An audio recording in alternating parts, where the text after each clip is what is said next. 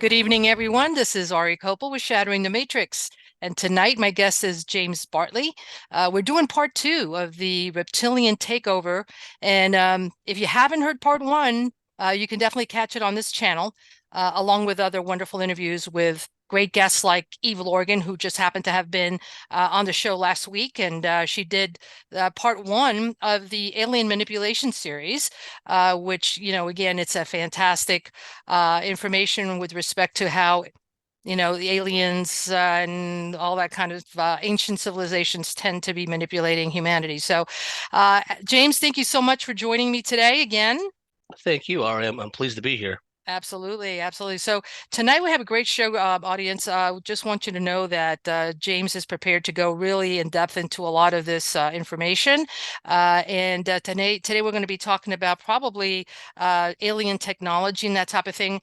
Because James, I thought, I was thinking back and I was thinking, holy cow, I used to work in a company called Cellular One. I don't know if you know who they are or who they were. They were bought out by AT&T, and they were one of the first cell phone companies out there back in the 90s. And I used to sell those big clunkers, those big bricks. But I was thinking, oh my gosh, technology has increased so rapidly in such a short amount of time. I went to school, and the kind of copy machines we had the type that the ditto machines that it would print and it would have this ink that smelled, and it was like, oh my God, this is like crazy. It smells so good. And then we went from that, we went to the fax machines, and then in the 90s we had the beepers. And then the first brick cell phones, and then that progressed really quick to the smaller cell phones, and then the smartphones and all that. So in such a short amount of time, we went to such amazing technology, including biometrics and everything. And so I would love for you to discuss what has transpired, what's going on, how come in such a short amount of time we have such incredible stuff happening in the world today, in terms of technology. Yeah, that's a very good point, Ari. When one thinks about the Wright brothers getting off the ground at Kitty Hawk, that was what, 1903? Here we are, a scant 120 years later, and we have handheld digital devices.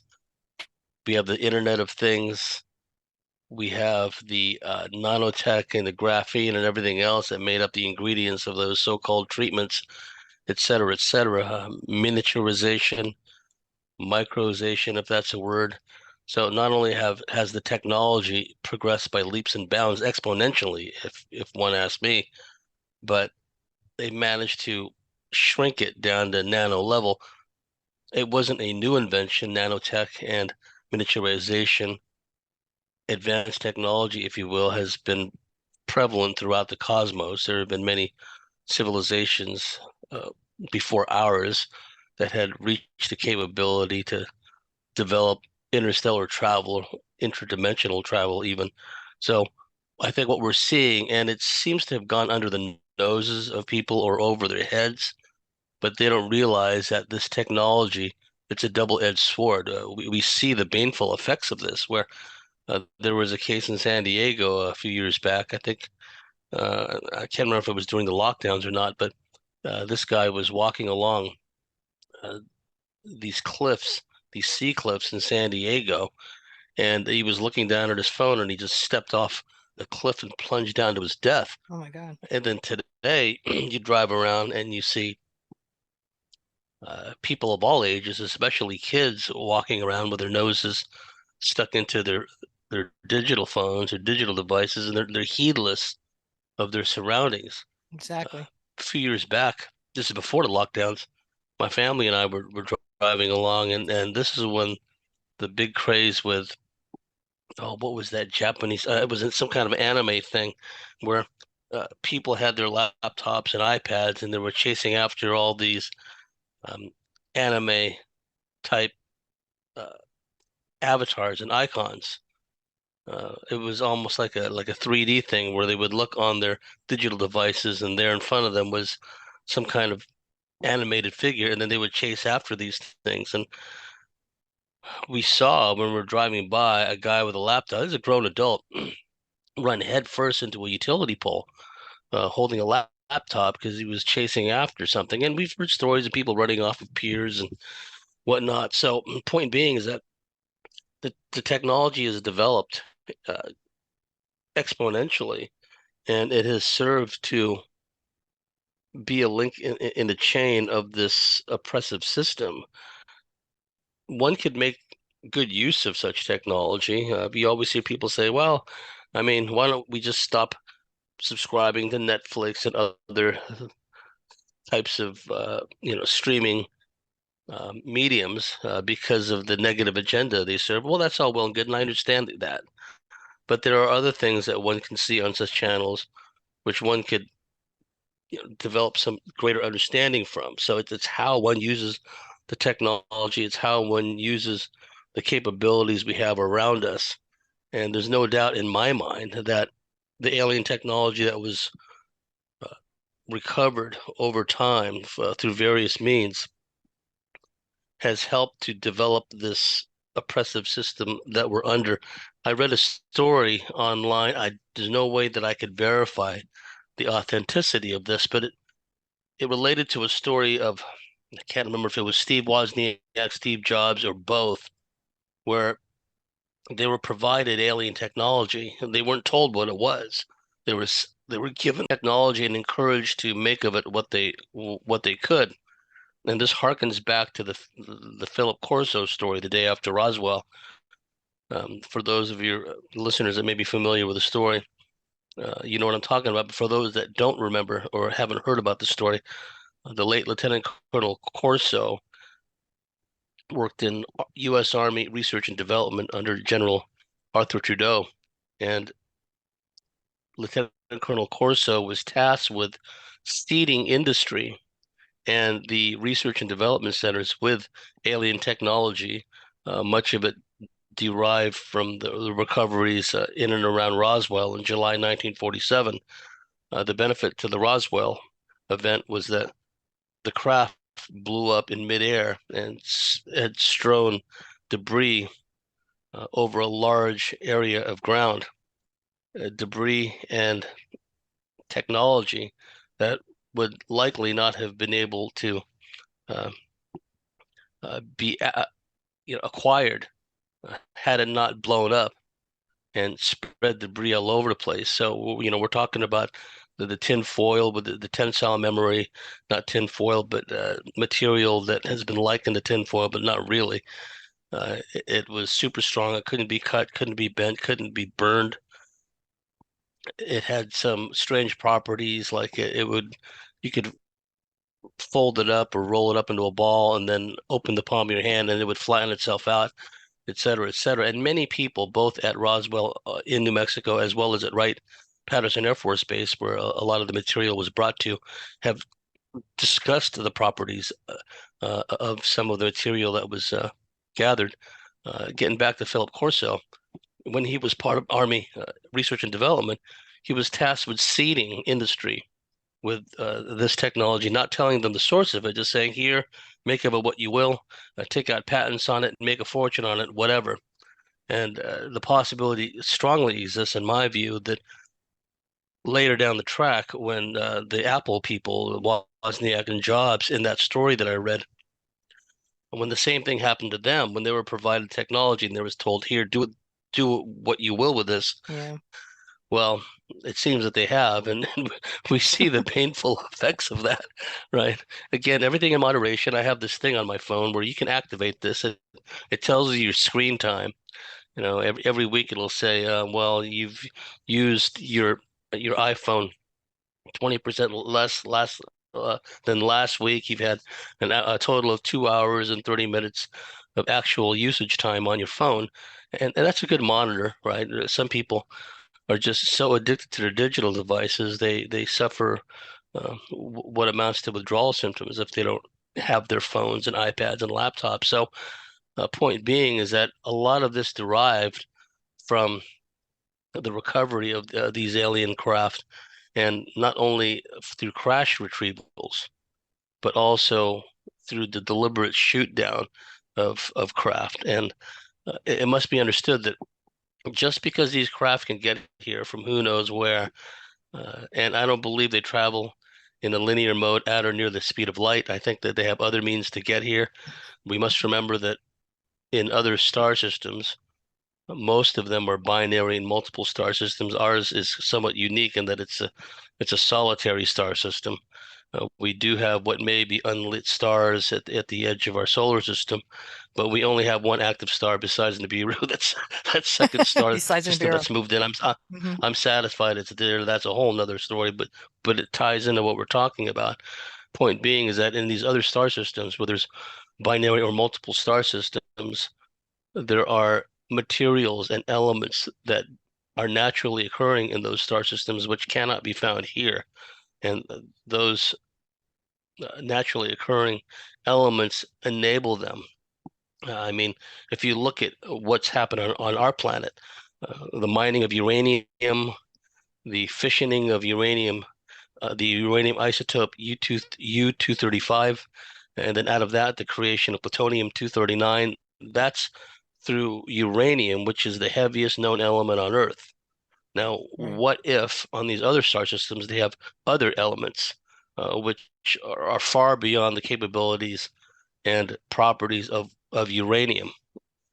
Bob Lazar talks about that, element 115, and now the Russians and people mocked Bob Lazar when he talked about this, that there was a fuel source that they referred to, he coined the term element 115 at S4, where he was working on alien propulsion systems from a craft that was piloted, crewed by aliens from the Zeta Reticuli binary star system. Lazar postulated that it was in the element 115 range because it was a heavy yet stable element. In other words, it did not give off uh, ionizing radiation.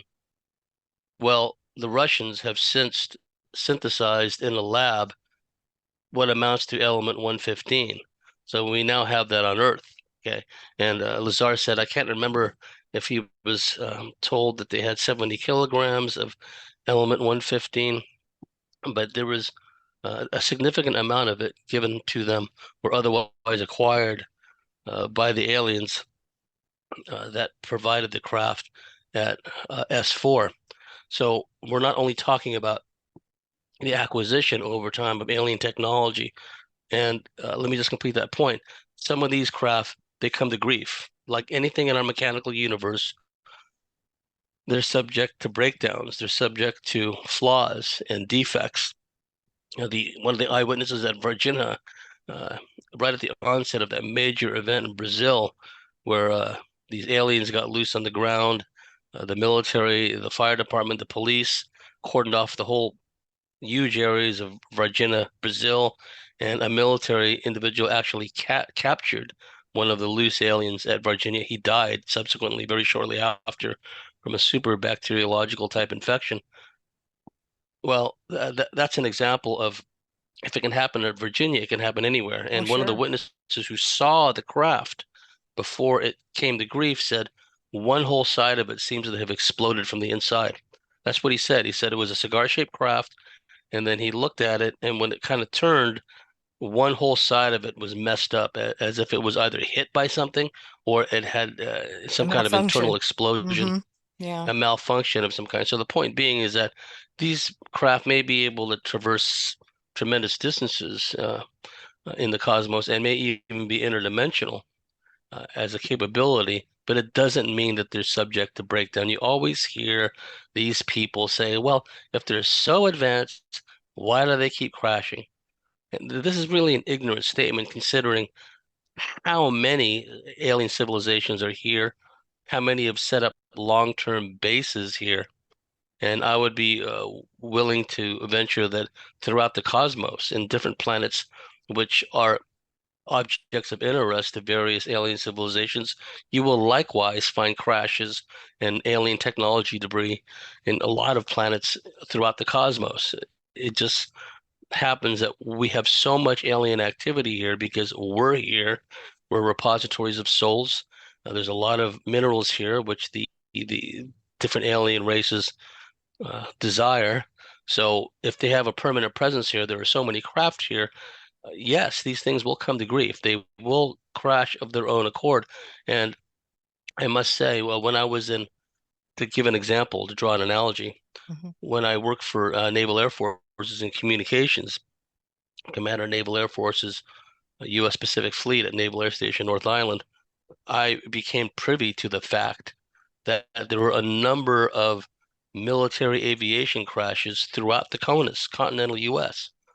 Back then, mostly the F-16s, because it was an old plane. The test models were first flown in the early 1970s, and then they tweaked and redesigned it, made it a fighter bomber instead of just a plain fighter interceptor.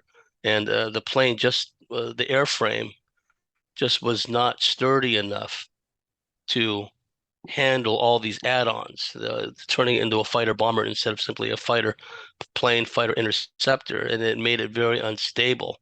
And so there were a number of F-16 crashes all over the United States uh, in military reservations, and the public knew nothing about these because we used to have CNN, of all things, play 24/7 on a TV monitor inside our message center. Just, I guess, so we can keep up with world events, right?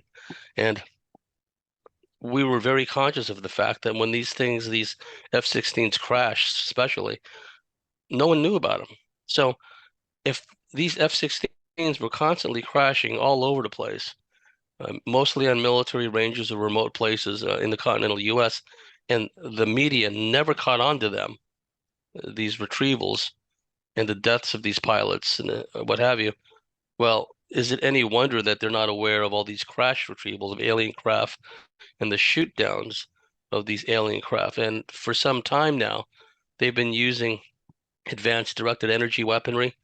Uh, it had happened at Penturk, Wales, when there was, for all intents and purposes, an ambush of an alien craft that was coming out of a Stargate.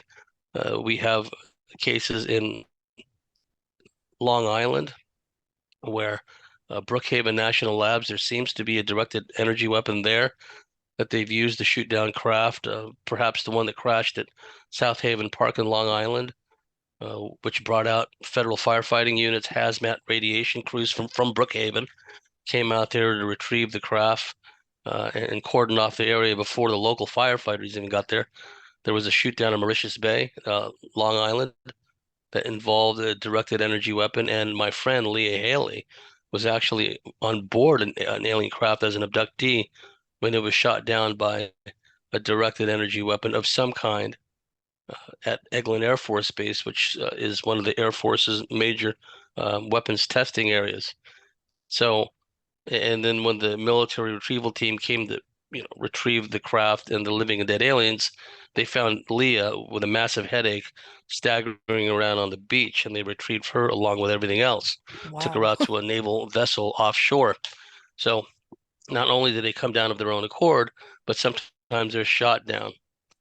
So these craft, and you go back to 1942, 1941 rather, Cape Girardeau, Missouri, that was the recovery of a craft in Missouri. And then, and I've had Paul Blake Smith on my show, and he's shown the documentation. And there is a circumstantial evidentiary trail that shows that the top scientific advisor of Franklin Roosevelt, President Franklin Roosevelt, Vannevar Bush, Dr. Vannevar Bush from MIT, he later became a member of MJ-12, that he was in the White House on certain specific days subsequent to that crash retrieval in Cape St. Girardeau, Missouri, 1941. There are actually memos to the effect where they're talking about these aeronautical astronomical wonders that they've come across, right? And then you have the series of crashes even before Roswell. The cameraman, the late cameraman who took the film, the much disputed alien autopsy film, what happened was the marketers exploited the buzzword Roswell, put that into the title of the alien autopsy film, when in fact that alien was not retrieved from the crashes at Roswell. It happened actually a couple of months before in May. 1947. So that was yet another example of a crash. And there were so many alien craft, flying saucers, and craft of different shapes and sizes flying around the continental US in 1946 and 1947. Eventually, some of these were going to come down. There's a school of thought, and there may be something to this, that at least one or more of these alien civilizations deliberately allowed their own craft to come to grief, to crash, because they knew that these craft would be recovered and a back engineering effort would be made in order to uh, understand and exploit the technology. And one more thing that I'll mention, and then I'd like your thoughts on it, Ari, as well, is the chief of staff of the Army Air Forces, General Henry Arnold, known as Hap Arnold. He was the highest ranking member of what was the U.S. Army Air Corps. It became the U.S. Army Air Forces during World War II. And then with the National Security Act, the U.S. Air Force branched off from the U.S. Army and became its own individual branch of the armed services. Well, General Henry Arnold was a very forward-thinking general, and he developed a close partnership, a friendship with Dr. Theodore von Karman. Dr. Theodore von Karman was a Jewish Hungarian emigre scientist, and he was an expert in aeronautics and other things. What General Arnold did was he invested a lot of authority uh, within Dr. Theodore von Karman. And in fact, Dr. Theodore von Karman created the Scientific Advisory Board of the U.S. Air Force. And General Henry Arnold also played a key role in the creation of what we now know as RAND, Research and Development, out of Santa Monica. General Henry Arnold, Dr. Theodore von Karman, and also to some degree General Curtis LeMay, who became the Deputy Director of Research and Development for the Air Force after World War II. And before he became, later on, he was Commander, Strategic Air Command, et cetera, et cetera. They all played a key role in creating RAND, what we now know as the RAND Corporation. And fast forwarding, just to show you the linear progression here, and at times a geometric progression of how this works. In some of the majestic documents that have come out, that the father and son team of the Woods have come up with, and other researchers over the years using the Freedom of Information Act and deliberate leakages from within the intelligence community that I feel are legitimate documents. Dr. Theodore von Karman was known to have worked on alien technology, and it would make sense because he was one of those brilliant Hungarian physicists and scientists that they they referred to ironically as the Martians because they were so smart, right, compared to the rest of the scientific community.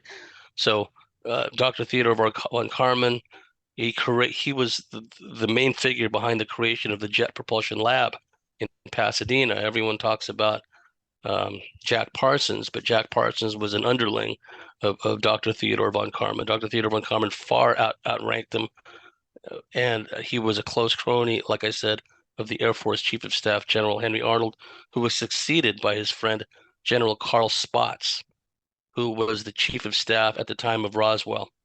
So they'd already put together the nucleus of a scientific research effort that was in place by the time all these crash retrievals began happening in rapid succession, beginning in the spring of 1947 and continuing thereafter. In 1948 at Aztec, New Mexico, an intact craft was recovered. So what they've done with this technology, Ari, is they've secured these areas the same way they secure, except with more security, like when all these planes crash, right? And then they secretly retrieve the technology and they bring it back to R&D centers for analysis, evaluation. One of the main places for many years, still to this day, Wright-Patterson Air Force Base, the Foreign Technology Division, there, part of the Air Material Command, At the time of Roswell, the general commanding Air Material Command was General Nathan Twining, who his staff had wrote the Twining Memorandum, which Hmm. talked about how these flying discs are real. They're not something fictitious. They're not visionary, and describe the characteristics, the flight characteristics, and the appearance of these craft, and there was even a description of some of the materials that made up the craft. Uh, and what Donald Schmitt points out is that the engineering section of Wright-Patterson Air Force Base, T2 and T3, the power plants division, their specialists, their technical intelligence specialists, were the ones who wrote this memo, not General Nathan Twining. All he did was put his signature on it. So Schmidt pointed out these were not intelligence collection people. These are people that are in the power plants division. They're in the engineering division, and somehow they knew enough to write this memo, right? Where did they get that information from? Right. It was a very good point he made.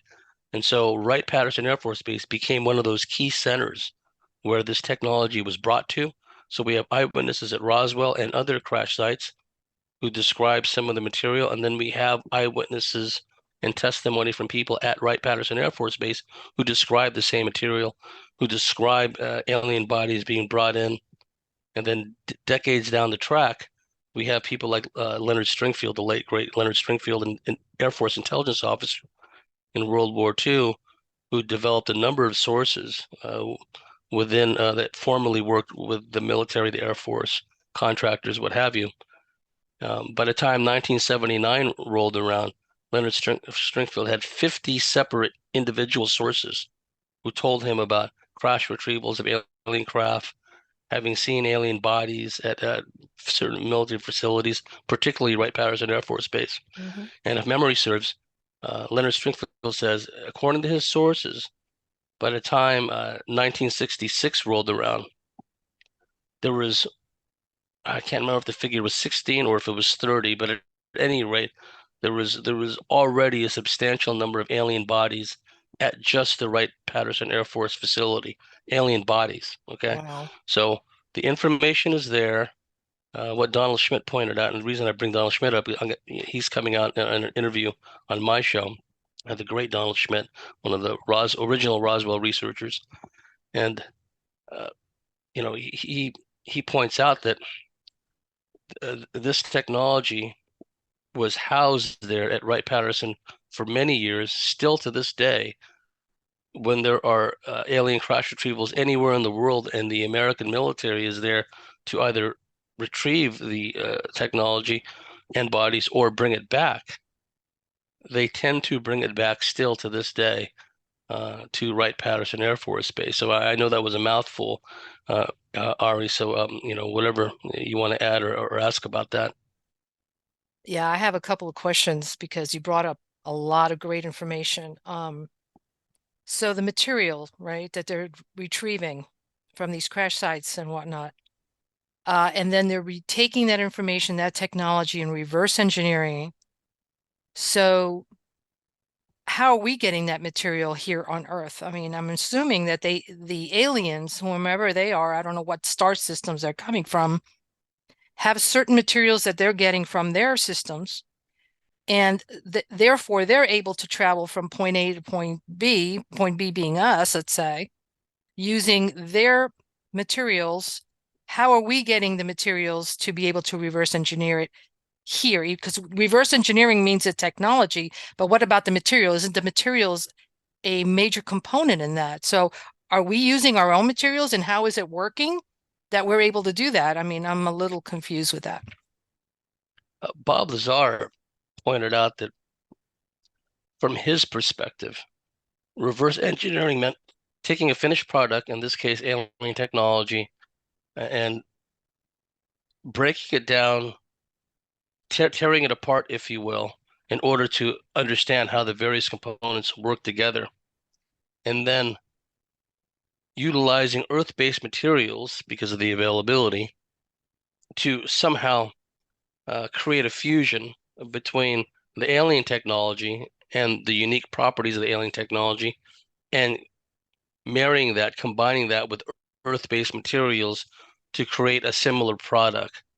And an Interesting. analogy would be like, uh, okay, say the original product is like a Cadillac, right? And then you do the whole reverse engineering process. You combine it with earth-based materials, but you don't come up with another Cadillac. You come up with a Lexus. Okay, and so it's not quite Right. the same thing, Yeah. but it's on similar principles. It may not have the finished product, the result of the back engineering may not have the same capabilities and all the various capabilities that the original model has, but it comes close. And I do believe by this point, the the aerospace corporations, the secret aerospace corporations involved in this, Lockheed Martin, Northrop, uh, Rockwell, and a number of other ones over the decades, they've created Air Force Plant 42 in Palmdale. They've created craft that are capable of not only flying at high speed using anti-gravitic electromagnetic field propulsion systems, but at least some of these craft have the ability to leave the atmosphere and go out into space. And Ben Rich said the military now fly the stars. He said this decades ago. He said there was a problem in the equations. They made a correction in the equations. My guess is the equations would be Einstein's general theory of relativity. Something was wrong with it, right? Hmm. So they made a correction in the equations, and the military now travel the stars. The military can take ET home. That's what he said in so Wow. many words. And that's a profound statement coming from Hmm. the late director of the Lockheed Skunk Works, which was their advanced development wing based out of Burbank. And then they had all these operations going on in the Antelope Valley in Southern California, Palmdale, Lancaster area. Many of the technicians there and engineers and scientists from Lancaster and Palmdale would routinely take Janet flights and fly into uh, McCarran, what used to be McCarran Airport. I think they named it Harry Reid Airport in Vegas, and then from there they would take a shuttle flight to Area 51, the Groom Lake Complex. From there, they would go to S4. And Lazar, getting back to Lazar, he said that, they would replicate these vehicles. And I've seen a number of these, what's been described as alien replicated vehicles. And I differentiate between alien replicated vehicles, man-made, and the alien technology. There's this notion that any triangular craft is of necessity a man-made craft. That's nonsense. That is true. The That's nonsense. triangle Yeah. shaped aeroform is as common throughout the multiverse, throughout the Hmm. cosmos, as the disc shape or the cigar shaped craft. The triangular shaped craft is just another aeroform shape. And the human aerospace technicians have created the triangular shaped craft of various sizes, but they don't account for all the triangular shaped craft sightings around the world. No way, no how. There's some alien species that have lots of these triangular craft, and that great video, and we've now seen enhanced close-ups of a wedge shape, at least in the front, possibly a triangular shaped craft in Turkey, where when you zoom in to the front windows of this craft, you can see what appear to be gray aliens. Correct. So Yeah. that's just one example. And then other people have been taken aboard these triangular craft and seen crews entirely made up of aliens. So I just wanted to get that point out. But what they do is they take the alien technology, they break it down, they try to understand the chemical composition, understand the fuel source, how everything works. A lot of the things found at Roswell were very reminiscent of what we would later call fiber optics. Uh, and of course, we have the material with the tensile memory. It goes back into its original shape. Some of that may have come from Roswell because that's what people were describing. Hmm. The super thin foil-like, water-like material that when you open your hand, not only would it flatten out, but it would flow between your fingers, right? Right. This was this extraordinary technology which could not have been fabricated on Earth. They literally didn't know what the material was made out of. That's what Jesse Marcel said, the late great intelligence officer at Roswell. It couldn't have been a weather balloon. There was so much of it. We didn't know what it was. And he said, I'm familiar with all air activities, rockets, missiles, planes, weather balloons. We didn't know what this was. That's a profound statement coming Yep. from Huge. the air intelligence officer for the 509th Bomb Group, the only atomic armed bomb wing in the entire world in 1947. And then a similar thing happened at Wright-Patterson Air Force Base, known as Wright Field. General Arthur Exon, he was like a lower ranking officer at the time of Roswell. He said, I was there when they brought in the material from Roswell. We did compression tests, we did flux testing, they did everything, including shooting a 75 millimeter howitzer shell at the thin material. It bounced right off of it.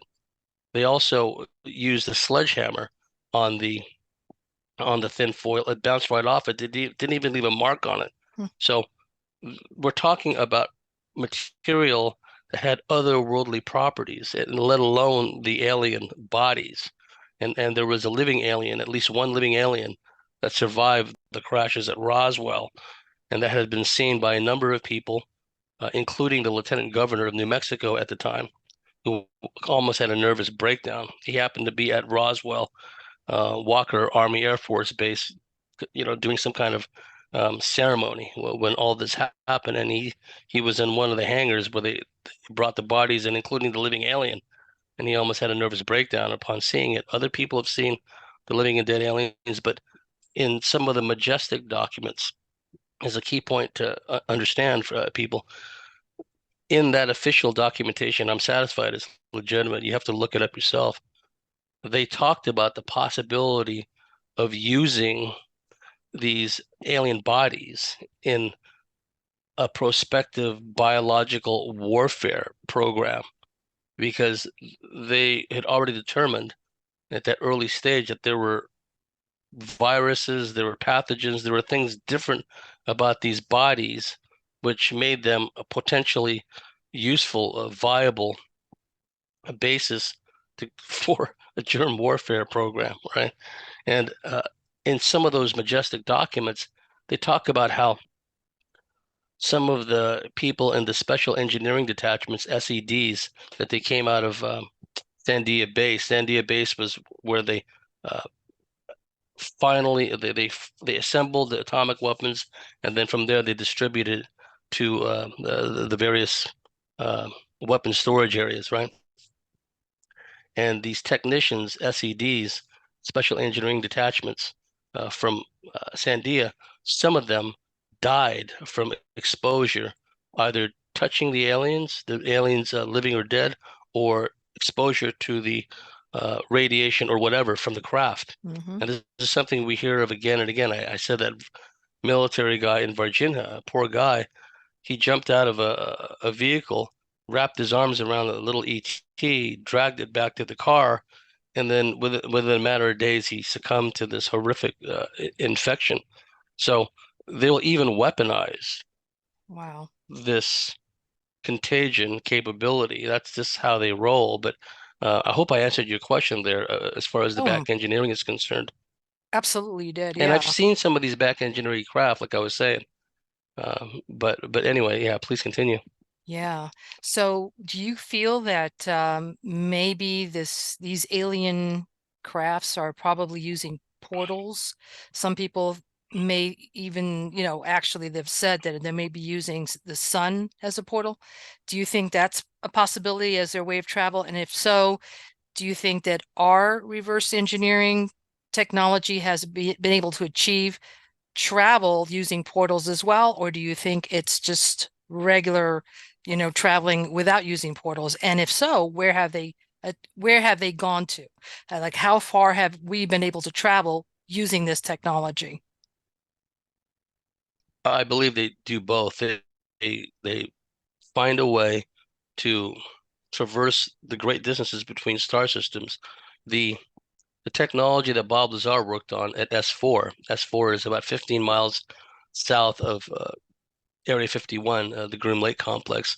S4 is built inside of a mountain range in the Papoose Mountain Range in central Nevada. And Lazar talked about this particular group of aliens they called them the Zetas, the Zeta Reticuli from the Zeta Reticuli binary star system, 37 light years away.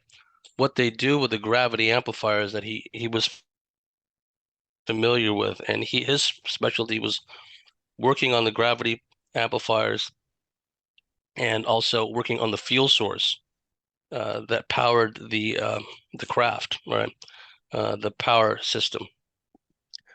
He said what this particular alien race does, and doesn't mean that all of the different alien races do this.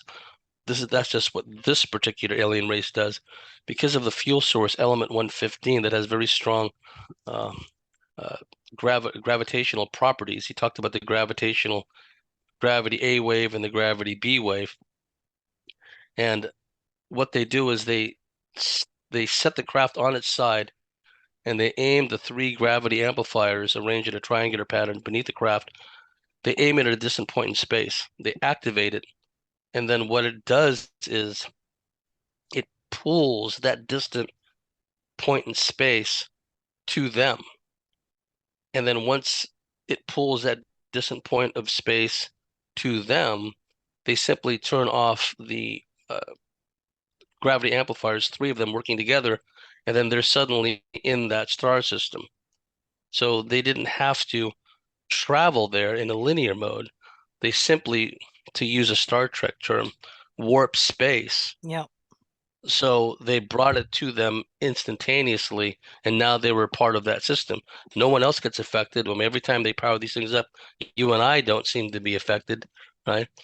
But they seem to be able to do this. And then once they're in the solar system that they want to be, and then they use the gravity amplifiers, but not all three at the same time, just one or two of them, depending on the flight mode.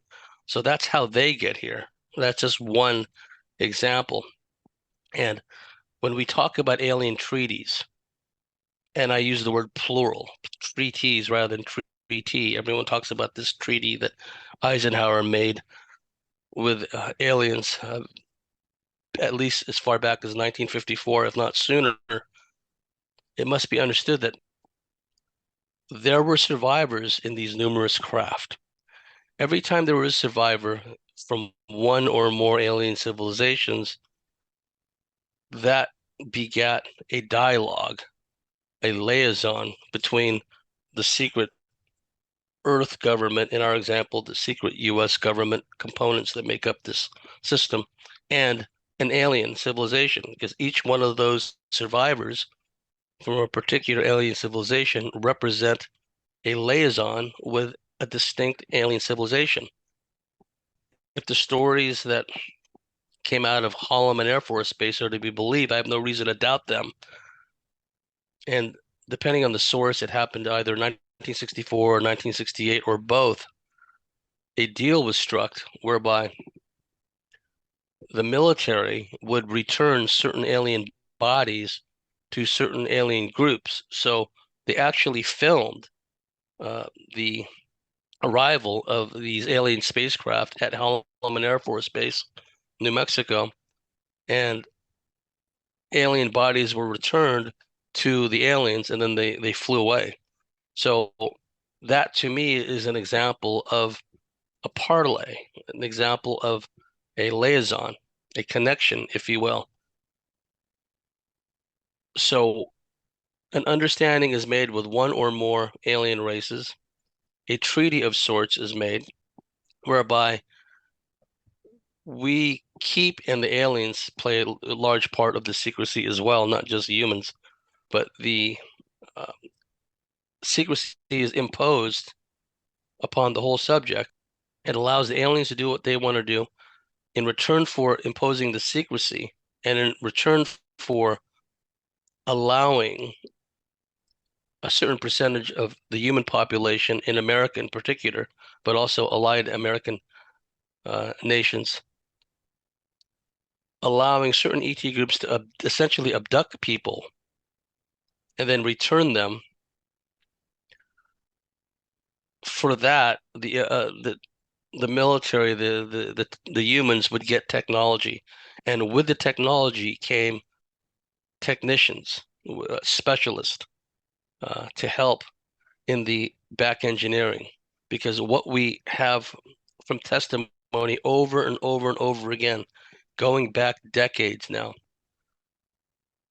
Tom Carey and Donald Schmidt co-wrote uh, uh, another book about Roswell, and they talk about this being that's been variously described as Squishy Bob or Skinny Bob, and we've seen the film of this on the internet, and I believe this film is real. They've done close-up enhancements of the eyes. Yep. You can see that there's the retinal action and muscle movement around the eyes.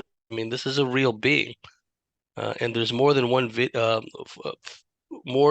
film footage of more than one type of being as well. So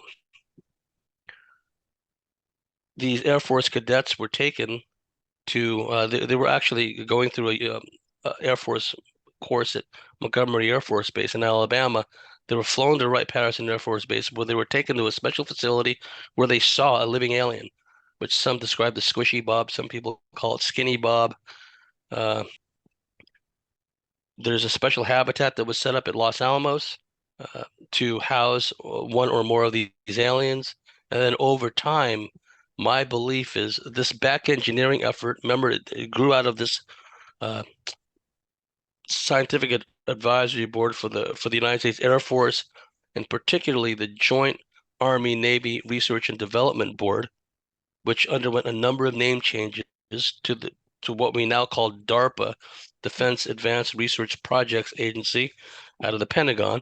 When you hear people say, "Oh, there's no aliens, that's only stealth aircraft developed by DARPA, Blue Beam developed by DARPA," that's like putting the cart before the horse, because the Joint Army Navy Air Force uh, Development Board, headed up by Dr. Carl Compton, the brother of Arthur Compton, who won the Nobel Prize for research into cosmic rays. Dr. Dr. Robert Sarbacher, who was the dean of the Washington Institute of Technology. In the 1950s, he was a consultant for the Pentagon. He had his own missile development company, the same way Dr. Theodore von Karman had his own missile development company on a private commercial basis. Sarbacher had his own missile development company. He was invited to take part in discussions in the Pentagon about recovered alien technology and about the alien bodies that were found at some of these crash sites. And William Steinman, a researcher, was corresponding with him, writing him letters. And finally, when Sarbacher got back to him, Sarbacher identified, he confirmed some of the physicists, scientists' names that Steinman had asked him. He said Dr. Vannevar Bush was definitely involved in the alien back engineering project. Dr. John von Neumann, who was a consultant with the Manhattan Project, and also instituted involved, according to Dr. Robert Sarbacher. He said Dr. Robert Oppenheimer was probably involved, and there are majestic documents which describe Oppenheimer being at some of the crash sites at Roswell.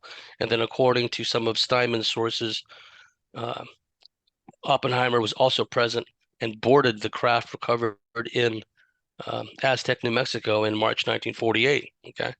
And Sarbacher also stated Dr. Werner von Braun was probably consulted as well. Now, looking for the secret saucer scientist is similar to spy catching. When you find one spy, proper interrogation, et cetera, can lead to more spies. And see, that's what happened with Sarbacher.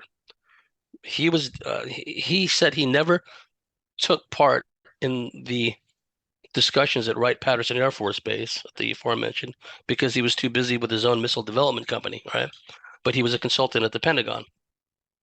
But he had access. He had a need to know, to see the files, to see the the historical record up to that point.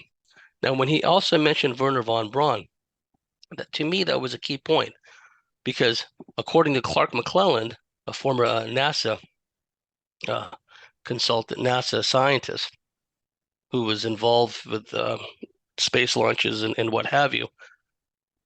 Clark McClellan talks about how he had a discussion with Wernher von Braun, and he asked pointedly if von Braun was aware of what happened at Roswell, and von Braun admitted, yes, I was at Roswell. Me and some of the other German scientists and engineers from White Sands and Fort Bliss were taken to Roswell and were shown some of the wreckage. They were asked if they were familiar with any of it. Was this something that you Germans were working on? Was this something that the Soviets were working on? And they said no. Like Jesse Marcel, we've never seen anything like it. Okay. And also in an interview with Der Spiegel magazine, a German magazine in the 1970s. And you can find a fuller account of this in Timothy Good's book, Above Top Secret, The Worldwide UFO Cover-Up. In the German magazine interview, Der Spiegel, Wernher von Braun says one of their satellites was knocked off course by aliens.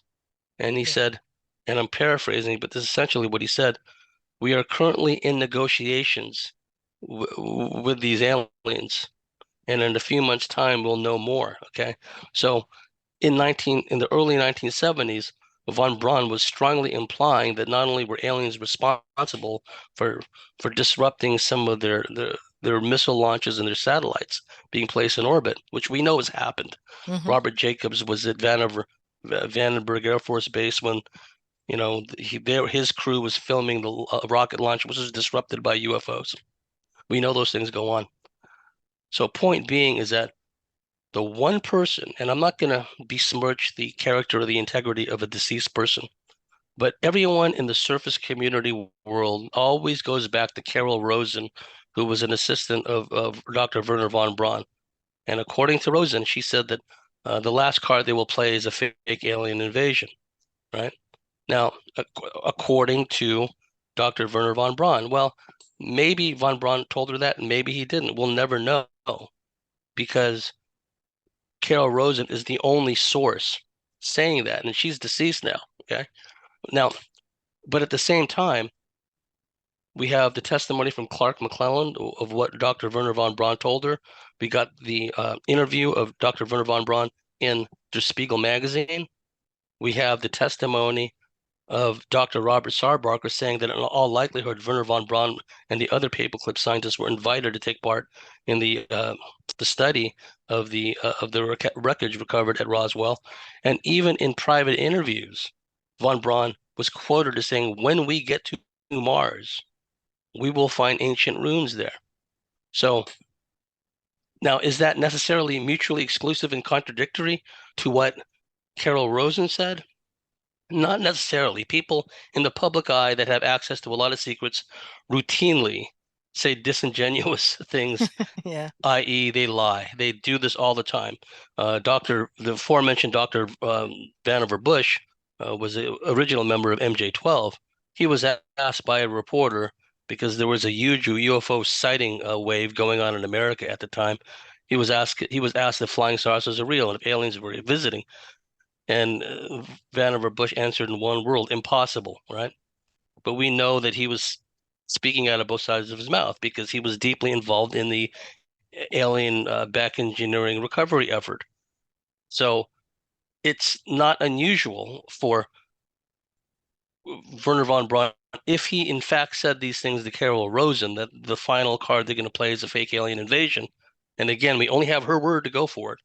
These people in the surface level community, they're taking that and they're running with it, but Yeah. they're taking it out of context. They're not aware of all the other things Wernher von Braun said about aliens. And the fact that he'd even seen the wreckage at Roswell, he told this to Clark McClellan. Okay. So if you fast forward after Roswell, then you began hearing reports of not only an alien at Wright-Patterson Air Force Base, not only an alien habitat set up at Los Alamos, you begin to hear testimony, anecdotal to be sure, but I think there's been so much of it over the decades that it all fits into a pattern. We're having information from people that worked in underground bases. Uh, there was a individual, a construction worker, used to be U.S. Army Special Forces in Vietnam. He retained his clearances after Vietnam, and he went into construction. and he helped build a number of underground facilities beneath Scott Air Force Base in Illinois, Edwards Air Force Base, and he worked at China Lake. And he said when he was deep below Edwards Air Force Base, he reckoned they don't have numbered floors. Like when the elevator door opens up, you don't see like a floor number on the floor. You don't see a floor number anywhere. He guesstimated they were about a mile beneath Edwards Air Force Base. When the elevator doors opened, he was out in the corridor, and then he saw a large double metallic door closing. But before it closed, he saw two human scientists or lab techs wearing white lab coats looking up and talking to a reptilian being, a large reptilian. And he Wow. saw this just as the doors closed. And he said that when he was at China Lake doing construction work there on the surface, in a highly secure part of the surface of China Lake, uh, in the high desert of Southern California, they were passing by this building, and they looked into the window, and there were little grays there, about four little gray aliens. One of the members of his team became obsessed, understandably, seeing these aliens, sneak a peek through the window at these aliens. Eventually, he turned up missing, and his body was found in Orange County some days later. And then you look at the story of Pat Price. Pat Price was one of the original, most gifted psychics who later became part of the Stanford Research Institute, which I'm sure you're familiar with, Ari. Mhm. He was one of the original remote viewers, along with Hema Hamid. And this is even before, my understanding, even before Ingo Swann joined and started teaching his techniques. Pat Price completely independently remote viewed an alien base beneath Mount Hayes in Alaska. Now we know about the Alaskan Triangle. We know that there's a lot of UFO sightings, a lot of Sasquatch sightings, a lot of people disappearing in the wilds of Alaska, and hence the term the Alaska Triangle. And apparently, this underground base beneath Mount Hayes there has might have something to do with this. So there's a term that remote viewers use. I forget the exact term, but they set out to remotely view a particular target, but their attention, their conscious awareness is shifted to something else, right? And that's what happened to Pat Price. He began remote viewing this underground alien base in Alaska. And what was interesting was not only did he see aliens in this underground base, but there were humans working alongside them. Okay, this was the early 1970s. This parallels what Thomas Costello said. Thomas Costello was a security consultant at the aforementioned RAND Corporation. He was a security specialist, rather, in audiovisual security. He would sit there and he'd monitor all these TV screens because the CCTV would have cameras in different corridors, different labs, et cetera, et cetera.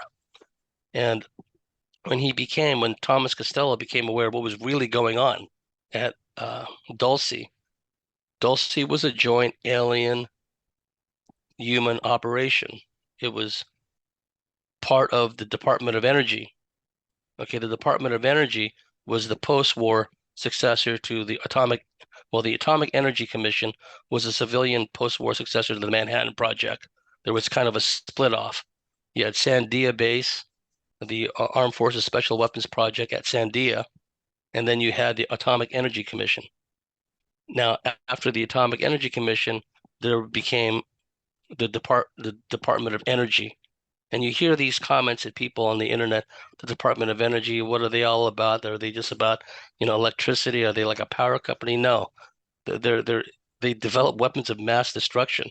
All these national labs like Los Alamos and Livermore, where they make weapons of mass destruction, they're under the Department of Energy, DOE. So Dulce was a DOE facility, but there's no telling how long that facility had been there. And it's a joint alien human facility. There are reptilians there, there are grays there, and it may be linked in some way with a nearby alien base at Archuleta Mesa, which is not too far from Dulce. And another guy who's been marginalized, Paul Benowitz, a civilian independent scientist. He had filmed a lot of alien activity at Archuleta Mesa. He'd also filmed a lot of alien activity at the nearby Manzano weapons storage facility at Sandia, where they keep nuclear weapons. And there's been a lot of stories of alien craft going into the Manzano weapons storage area, seemingly to land, right? And what uh, Paul Benowitz discovered was he had picked up these alien communication signals of some kind, and he'd recorded them, and he filmed a lot of the alien activity at Archuleta Mesa, not too far from Dulce. He foolishly, dangerously, naively, foolishly brought his findings to the Air Force at Kirtland Air Force Base, and thereafter they ruined his life. He wound up being committed to a psychiatric ward where he was given frequent electroconvulsive shock therapy. Okay. So Dulce, New Mexico, Archuleta Mesa, Paul Benowitz, and Thomas Costello, the security specialist from RAND, after he found out what they were doing in Dulce, some of the things where they were keeping humans captive in cages in one of the floors underground, and when they were being used for biological experiments. Well, he got so frightened with what happened that he escaped, and he brought some videos and still photography and documentation with him. I mean, think of Igor Gouzenko in 1945 when he defected from the Soviet embassy in Ottawa, right? A Yeah. similar thing, only scarier, if you ask me. Hmm. He leaves and he takes the material with him. Unfortunately, they kidnap his wife and his son, and he knew that they were probably going to take him underground for biological experiments. But at that point, he was committed to escape. Unfortunately, he couldn't take his family with him. Okay, so that was in the 70s. Paul Benowitz in the 70s nearby Archuleta Mesa, Pat Price in the early 1970s remotely viewing this facility beneath Mount Hayes, Alaska. What happened to Pat Hayes? He was murdered. He was found dead in a hotel room, and the verdict was murder. That was it, open and shut case. All right. So what we have here is, the testimony of Joe, the construction worker beneath Edwards Air Force Base, uh, what he'd seen at China Lake, the little grays on the surface, and other facilities. Myself and my team had been investigating an underground base in the Apple Valley in the high desert of Southern California near Victorville. There's an underground base there run by elements of naval intelligence, and it's a joint facility. There are human military and there are reptilians, among others, at that base, and they work in cahoots. What happened to my friend Lorena Smith, who's been on my show, a dear friend of mine? I used to visit her house quite regularly back in the day because there was a portal entry. You asked me, I'm so sorry, I'm cycling back to it eventually. You asked me about portals. Okay. Right. There was a number of portal entries in her house, one of which was in the closet of her children's bedroom. These reptilians would come out of the closet at night. I've had one of them stand over me while I was laying in a sleeping bag on the floor. Okay, so there were times when they would, the military would abduct her. They'd essentially teleport her to the underground base. On one occasion, a reptilian came out of the portal, raped her, and when her Kundalini was such at a high state after being raped, she was immediately abducted by the Navy, and then they tasked her with remote viewing because of her heightened psychic ability because of what the reptilian had done to her. When she was in that underground base on numerous occasions, but on one occasion, they told her, and they were speaking in technical terms, she really didn't follow them, understand them, but they said that they have the ability to operate in other dimensions. So getting back to your point about the stargates and the portals, I do believe by this point in time, and this harkens back to what Bill Hamilton said. Bill Hamilton developed a source named Sergeant Suggs, a Marine sergeant with a technical background, who was involved in the recovery of an alien craft in Vietnam in 1958. His father, the Sergeant Suggs' father, was one of the naval intelligence officers who accompanied Eisenhower to Muroc Field, later Edwards Air Force Base, where he met the aliens. And Sergeant Suggs told Bill Hamilton that in the craft that they'd recovered in Vietnam in 1958, within it, they found what they refer to as an interspatial resonator. And he said a number of the craft out there from different civilizations have this or a similar technology. And what an interspatial resonator does is think of two universes side by side, each pulsing or has their own frequency beat, like two soap bubbles right next to each other, but they're slightly out of phase, out of sync with one another. So they're essentially two different universes, two different realities.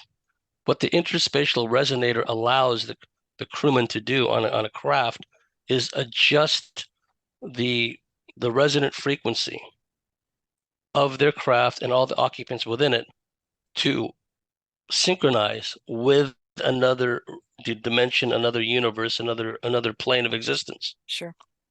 And so they call this an interspatial resonator. And remember what Tesla said, with resonance, anything is possible. Anything is possible. Hmm. And I feel that where consciousness goes, matter can go. Many of us, myself included, have had many dreams, if you will, where we find ourselves in an alternate reality. You look around, it looks like cities, places, things may be a little slightly different. Architecture might be a little different. The clothing styles might be a little different, but it seems to be uh, a simulation or a replica of planet Earth as we understand it, just with slight differences. Okay. So many people of their own accord, not even being part of any kind of a program, but just on an oversoul uh, metaphysical, inherent metaphysical capability basis, have gone to alternate realities, alternate dimensions, just in their sleep state. And we know that yogis and advanced medicine men, medicine women have a similar capability. Sometimes they utilize portals. And we know that many of these traditional um, shamanic traditions, systems, they're into opening portals, Yeah. going places.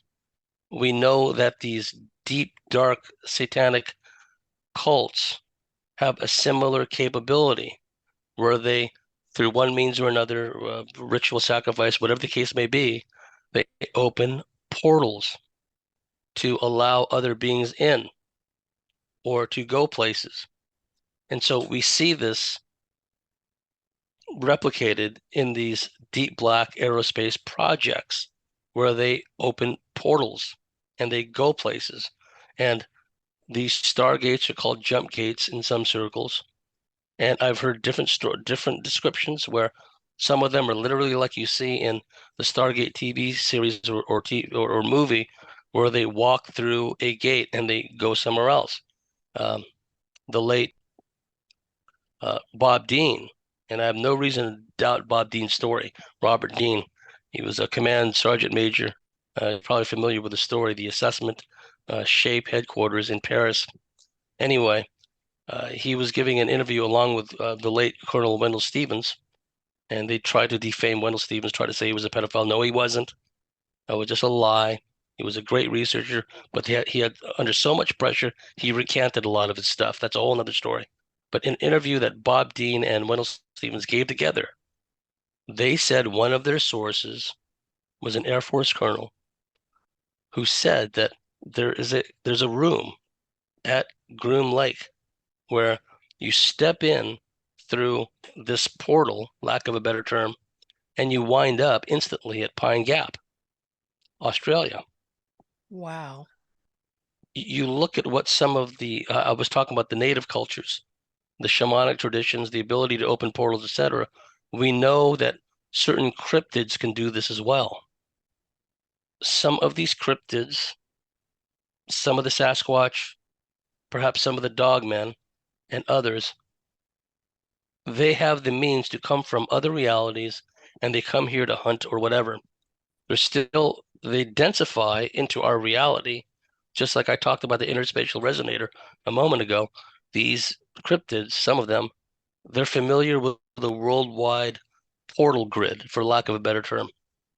The late great Rex Gilroy, one of the great old school Australian cryptozoologists, he was doing an investigation at a place that I'm familiar with, the Carry-On Glyphs, where there's ancient Proto-Egyptian hieroglyphs, and that there's these ancient Aboriginal symbols showing spaceships and all this other stuff.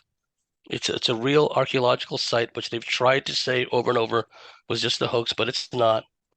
Anyway, Rex Gilroy was standing above um, the megalithic site, the stone site, if you will.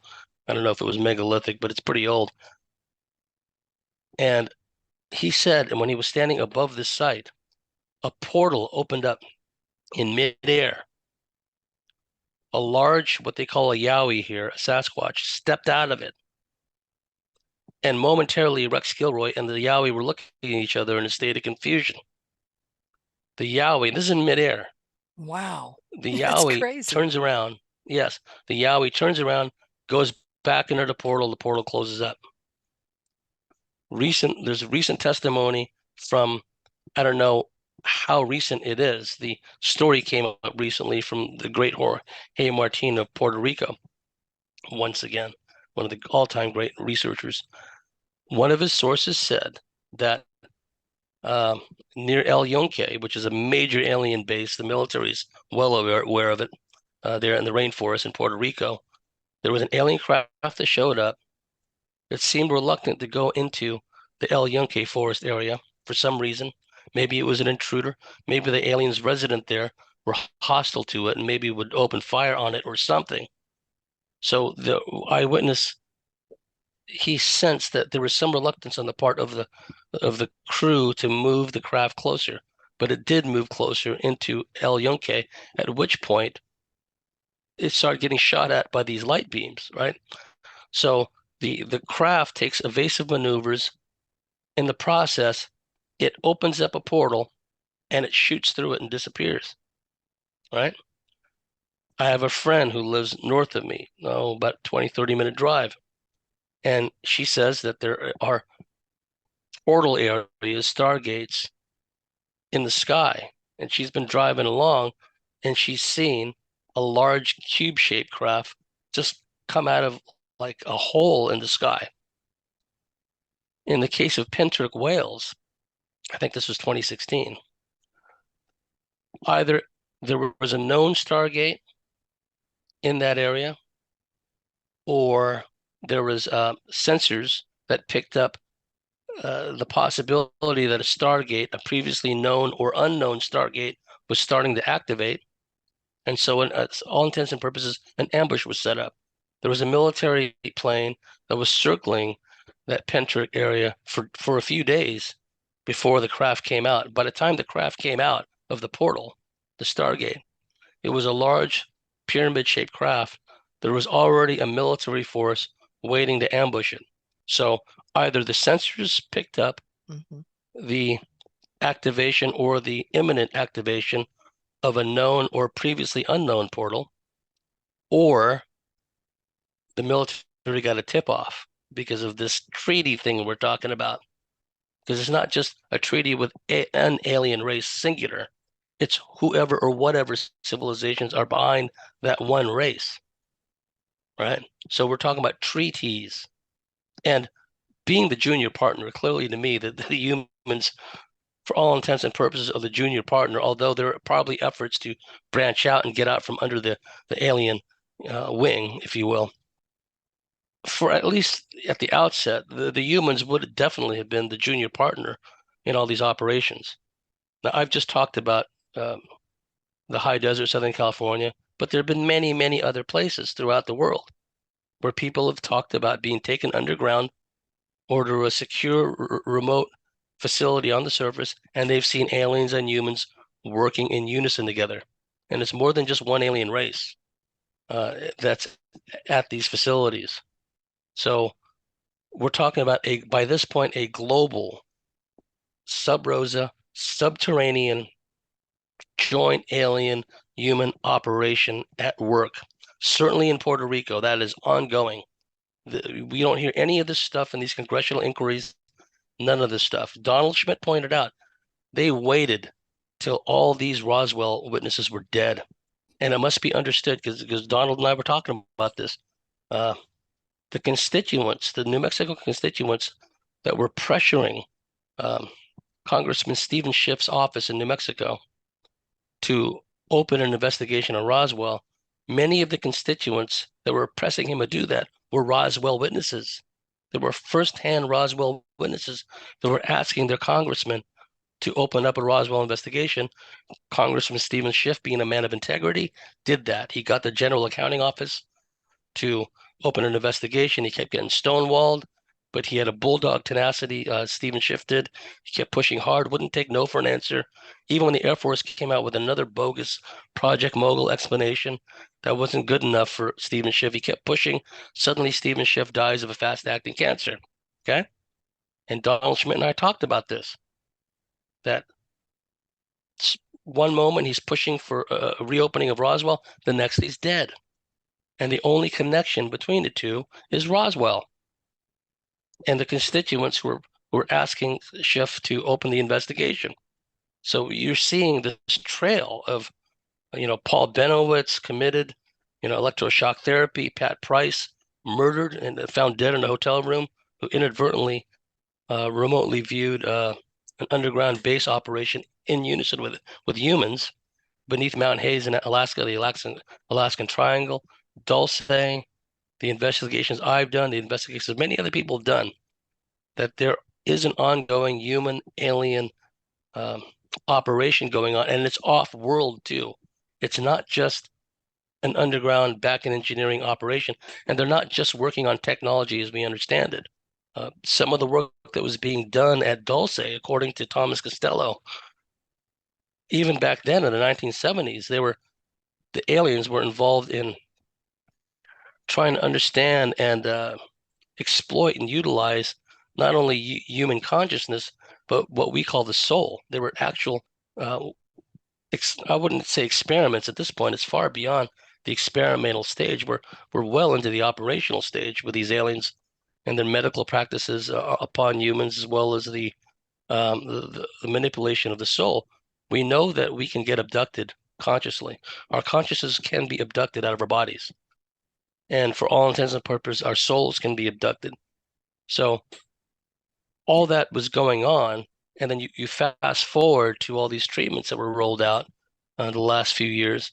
And there seems to be a spiritual component to that as well.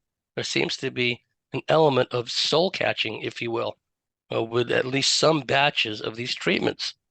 And who was it? Dr. Madej said, I hope I'm not misquoting her, but she said she regarded this as alien technology. And I would agree with her.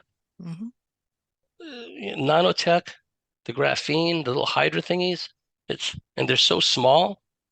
And Dr. Karen Kingston, or Karen, I don't know if she's a doctor, but Karen Kingston, uh, she said that some of these batches, and I'm paraphrasing here, because I'm not saying they're all like this, but at least some of them, they seem to plunge people into this quantum demonic realm. And I would agree with that too. And this is the merging, for all intents and purposes, one and the same, of this demonic Luciferian nether realm with the high-tech alien technology. I would suggest that black magic didn't originate on Earth. I would suggest that black magic, as we understand it, is prevalent throughout the multiverse. In one of the cases that I was working on, me and my colleague, I think I've talked about this, there was a gal I knew. She was abducted and had this crystalline, triangular, pyramid-shaped implant stuck into her third eye area. And the military did that to her. And after that thing was stuck in her head, she saw with her third eye vision this demonic Darth Maul looking character with a robe, with a cloak, hood, did some kind of magical hoochie to activate that thing in her forehead. Thereafter, that thing in her forehead became a portal entry that allowed all these entities to come into our reality through her implant in her head, but also it allowed the controllers to send her consciousness to all these nether dimensional realms. And I interviewed. She's since dropped off the map because of all the harassment she went through. A very brave gal named Sarah Stanga. And Sarah, if you're out there somewhere, I send kudos to you and well wishes. You were brave, and I really respect and admire you. But I was in comms with her for a while, and she said that in some of the projects she was in, they would activate certain chakra points of people, and each chakra point had an analog different dimensional doorway portal. So and there were apparently these black magicians that were staff members in some of these underground bases. So they would do some kind of procedure, ceremonial, technological, or otherwise, to an individual to activate a certain chakra, and through that open a portal into a particular realm or dimension.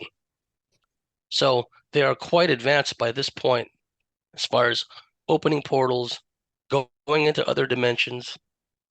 They told Lorena Smith, the Navy did, that they have a means now to set up installations in other dimensions. And the testimony that I've gotten and what I've personally experienced, there's no doubt in my mind by this point, not only are they able to set up off-world facilities, installations, etc., in our cosmos, but they have the means to go into other dimensions, other realms.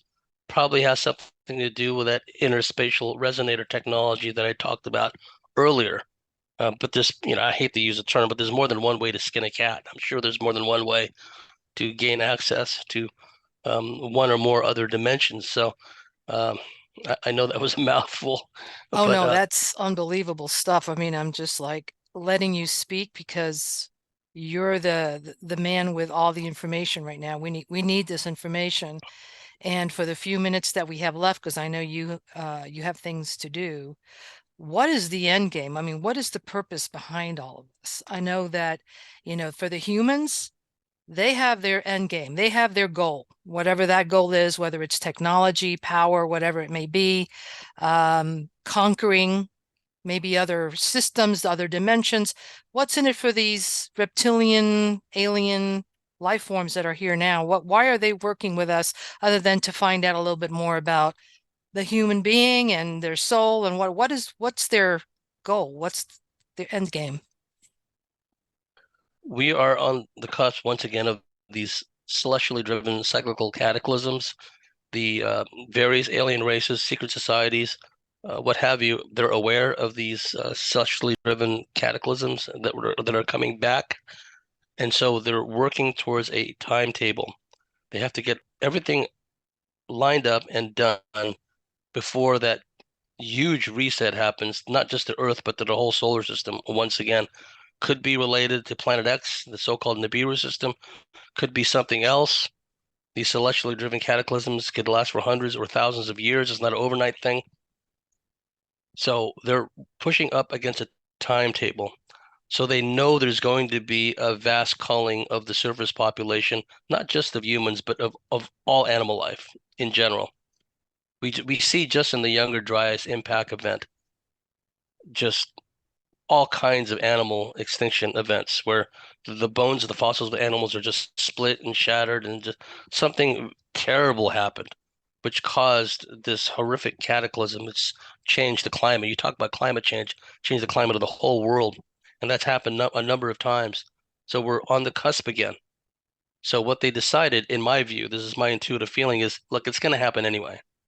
The Earth's surface population is going to be culled, and we're going to get our money's worth. We're going to harvest as much as we can of the human resources in the form of bodily fluids, DNA, also the soul.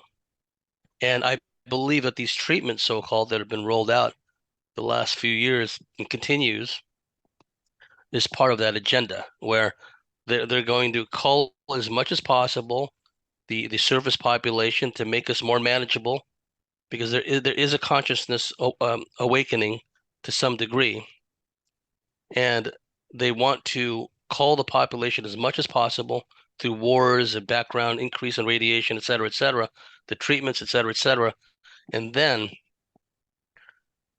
I think they will have the means, unless we thwart them, to ensnare consciousness on an individual and potentially a mass scale.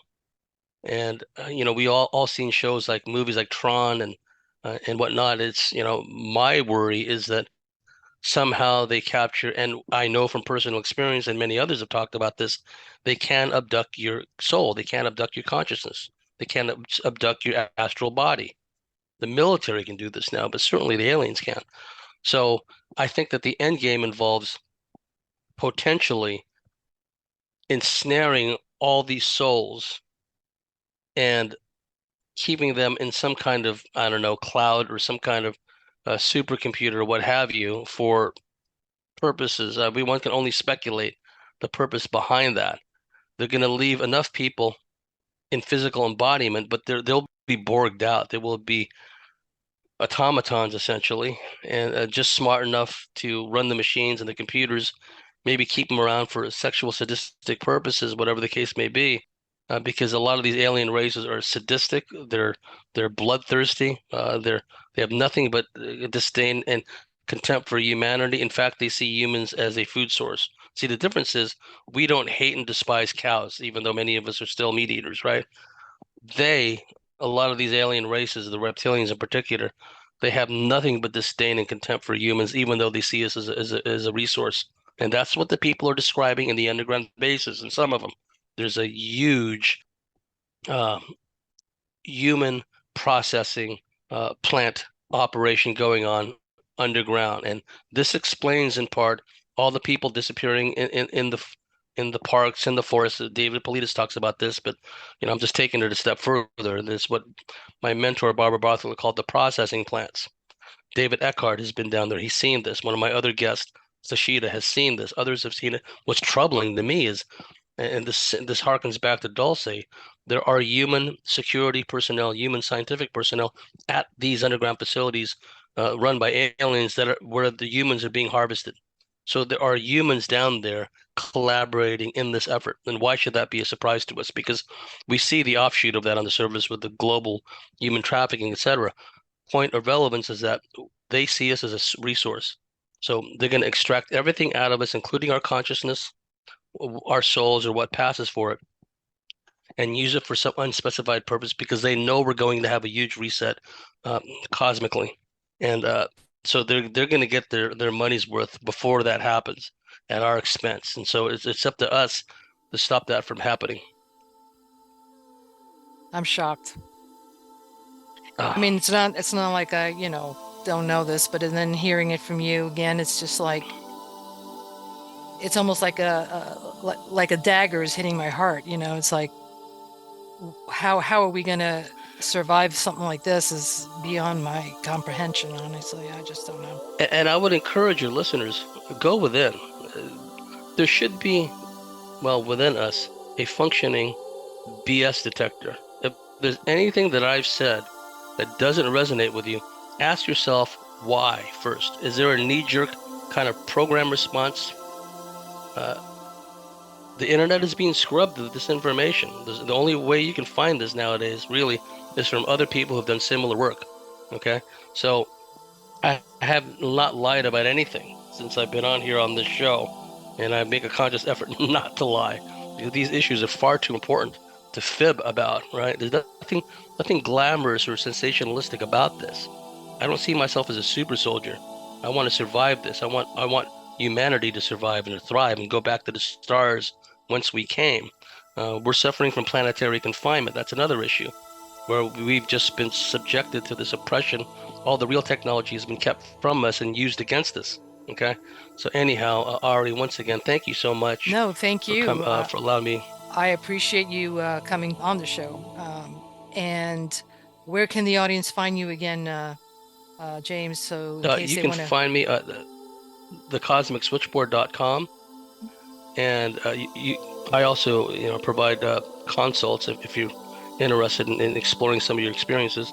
And you can find me on Facebook, Facebook/ James Bartley / 148. And you can find me on Twitter, James Bartley Cosmic Switch 29 is where you can find me. So I hope to hear from some of your listeners. Fantastic. Well, I look forward to hearing from you again. I know that we have a lot more stuff to talk about, probably a Yes. part three, and who knows how many parts. But thank you so much for going in such depth into this subject matter, which was extremely difficult in certain parts. But I think the audience needs to know, and a lot of the audience is already pretty mature and already know about you and know your work. So you just adding more to the information that they have is so very well needed and timely. Thank you again. And audience, thank you for tuning in. We'll catch each other next week. Bye, James. Bye, Ari.